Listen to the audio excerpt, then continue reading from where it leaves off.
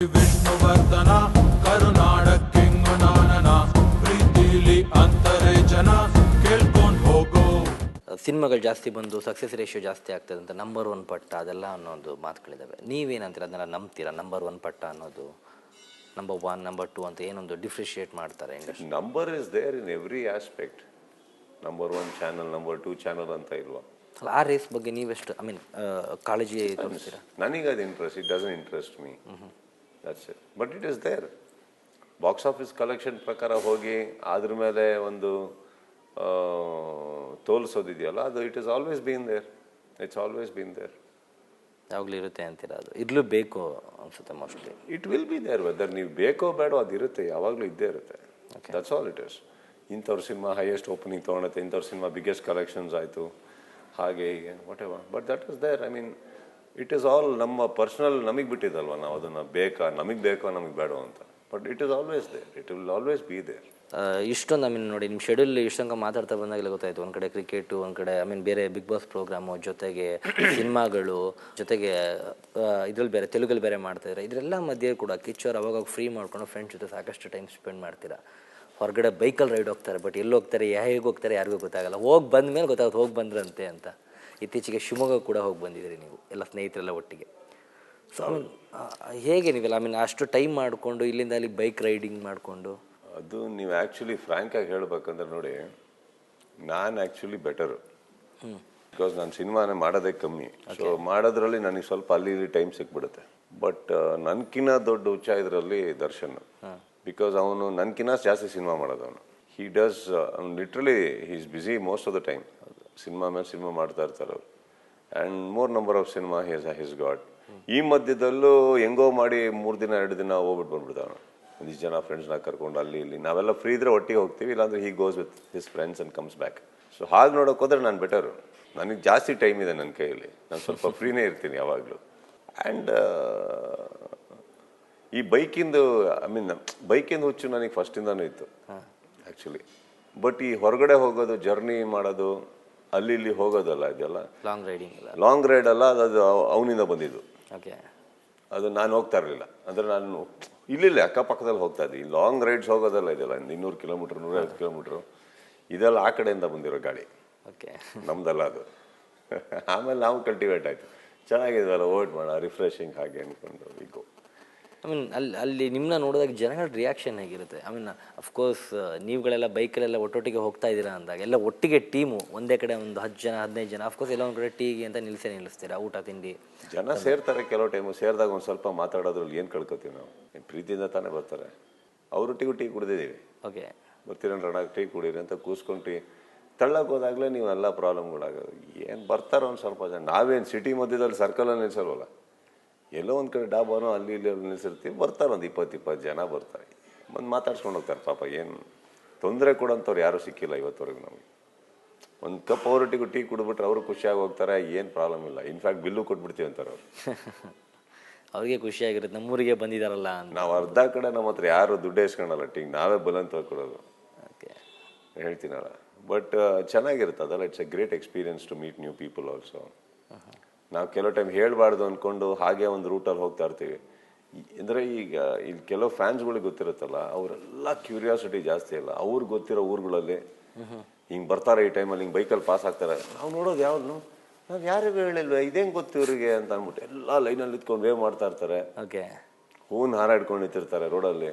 ನಾವು ಹಂಗೆ ಪಾಸಾಗಿ ಹೋಗ್ಬಿಡ್ತೀವಿ ಕೆಲವು ಟೈಮ್. ಯಾಕಂದರೆ ಬೈಕಲ್ಲಿ ಎಲ್ಲರೂ ಪಕ್ಕನೇ ಇರೋಲ್ಲ, ಚೂರು ಗ್ಯಾಪ್ ಇರುತ್ತೆ. ಬೈಕ್ ಕ್ರೇಜ್ ನಿಮಗೆ ಚಿಕ್ಕಗಿಂದನೂ ಇದೆ. ಯಾವ್ದು ನಿಮ್ಮ ಫಸ್ಟ್ ಬೈಕು? ನಾನು ಫಸ್ಟು ಇಂಪೋರ್ಟೆಡ್ ತೊಗೊಂಡಿದ್ದು ಯಮಹಾ R1 ತೊಗೊಂಡೆ. ಅದಾದಮೇಲೆ ಇನ್ನೊಂದು ಯಮಹಾ R1 ತೊಗೊಂಡೆ. ಫಸ್ಟ್ ತೊಗೊಂಡು ಸೆಕೆಂಡ್ ಹ್ಯಾಂಡು. ಅವಾಗ ಅಷ್ಟು ದುಡ್ಡು ಇರಲಿಲ್ಲ. ಸೊ ತೊಗೊಂಡು ಆಮೇಲೆ ಸೆಕೆಂಡ್ ಹ್ಯಾಂಡ್ ಆದಮೇಲೆ ಹೊಸ ತೊಗೊಂಡೆ. ಅದಾದಮೇಲೆ ಒಂದು ಹಯಾಬೂಸ ತೊಗೊಂಡೆ. ಅಂದರೆ ಅದೆಲ್ಲ ಕೊಟ್ಕೊಂಡೇ ಬಂದೆ ಸ್ವಲ್ಪ ದಿವಸ ಆಗ್ತಿದ್ದಂಗೆ. Then after that I picked up Yamaha MT-01 ಅಂತ ಒಂದು, ಆಮೇಲೆ Honda Rune and Harley Davidson. So even college ಡೇಸಲ್ಲೂ ನೀವು ಬೈಕ್ ತುಂಬ ಕ್ರೇಜ್ ಇತ್ತು, ಸ್ಟಂಟ್ ಎಲ್ಲ ಮಾಡ್ತಾಯಿದ್ರಾ? ಬೈಕ್ ತುಂಬ ಕ್ರೇಜ್ ಇತ್ತು. ಬಟ್ ಮನೆಯಲ್ಲಿ ಚಿಕ್ಕದೊಂದು RX ಬುಲೆಟ್ ಈ ಥರ ಇಟ್ಕೊಂಡಿದ್ದೆ ನಾವು.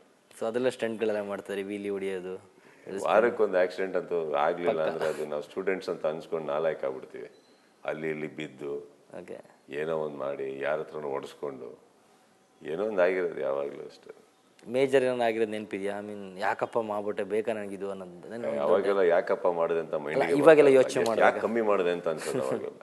ಅವಾಗಿದ್ದಿದ್ದು ಇದಕ್ಕೆ ಕಮ್ಮಿ ಹೊಡೆದ್ಬಿಟ್ನಾ ಅಥವಾ ಕಮ್ಮಿ ಮಾತಾಡ್ಬಿಟ್ನಾ ಅದೇ ಬರೋದು ತಲೆಗೆ.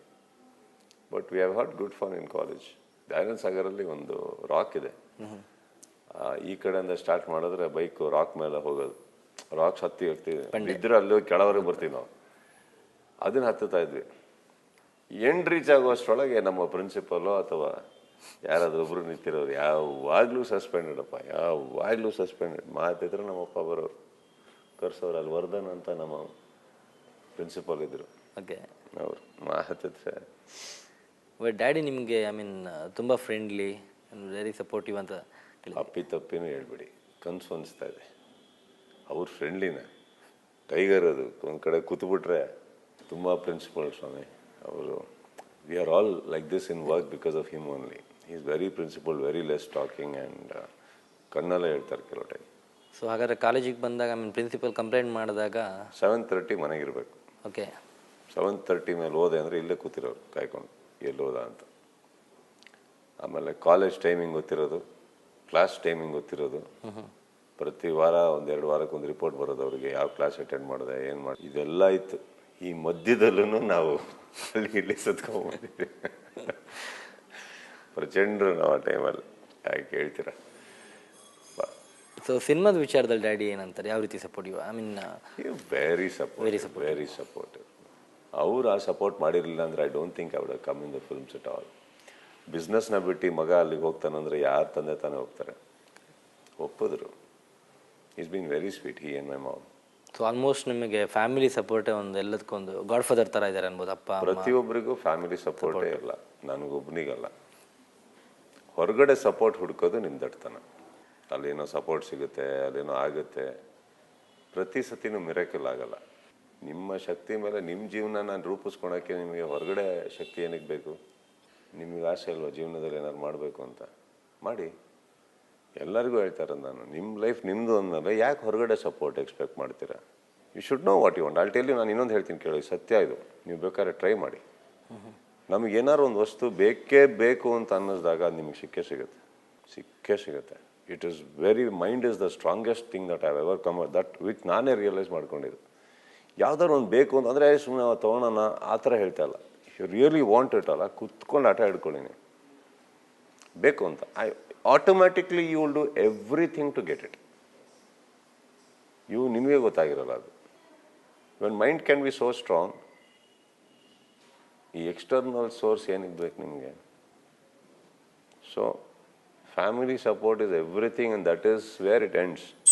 Give me an option. ನಾನು ಅದೇ ಹೇಳೋದು ಯಾವಾಗ್ಲೂ, give me an option. Positive ಆಗಿರುತ್ತೆ, ನೆಗೆಟಿವ್ ಆಗಿಬಿಟ್ಟು ಏನು ಸಾಧಿಸ್ಬೇಕು ಅಂತ ಇದ್ದೀರಾ ತಾವು? 1 2 3 ವಿಷ್ಣುವರ್ಧನ.